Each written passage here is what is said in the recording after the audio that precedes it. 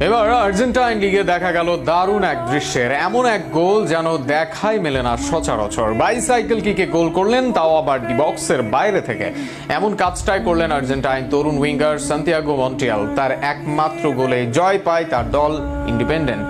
তবে জয় পরাজয় ছাপিয়ে যে গোল এখন সবার মুখে। মন্টিয়ালের এমন গোল নিয়ে বিস্তারিত থাকছে প্রতিবেদনে। গত আসরের 16 ম্যাচে 9 গোল অ্যাসিস্ট করেন, ফলে এই আসরে তাকে নিয়েছিল প্রত্যাশা। কিন্তু মৌসুমের শুরুটা ভালো করতে পারছিলেন না। শুরুর 13 ম্যাচে মূল দলের হয়ে কোনো গোল বা অ্যাসিস্ট কিছুই করতে পারছিলেন না আর্জেন্টাইন তরুণ উইঙ্গার সান্তিয়াগো গ্যাব্রিয়েল মন্টিয়াল। সেখানে হয়তো ফিরে আসার জন্য প্রার্থনা করেছিলেন, তবে এমনভাবে ফিরে আসবেন তা নিজেও হয়তো কল্পনা করতে পারেননি। সর্বশেষ ম্যাচে গোল করে আলোচনায় আসেন তিনি। তার করা গোল মুহূর্তেই হয়ে যায় ভাইরাল। 24 বছর বয়সী এই আর্জেন্টাইন এমন কাজ করেন নিজ ক্লাবের হয়ে। সেখানে আর্জেন্টাইন লিগের নকআউট টুর্নামেন্টের সর্বশেষ ম্যাচে ইন্ডিপেন্ডেন্ট রিভারডাভিয়ার মুখোমুখি হয় তার ক্লাব ইন্ডিপেন্ডেন্ট। সেখানে ম্যাচের 57 মিনিটে এমন কাণ্ড করেন মন্টিয়াল। ডিবক্স থেকে বল ভেসে আসে বাইরে।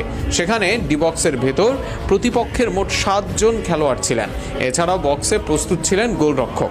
তবে সবাইকে অবাক করে দারুণ এক বাইসাইকেল কিকে গোল আদায় করেন মন্টিয়াল, আর যা অবাক করে দেয় সবাইকে।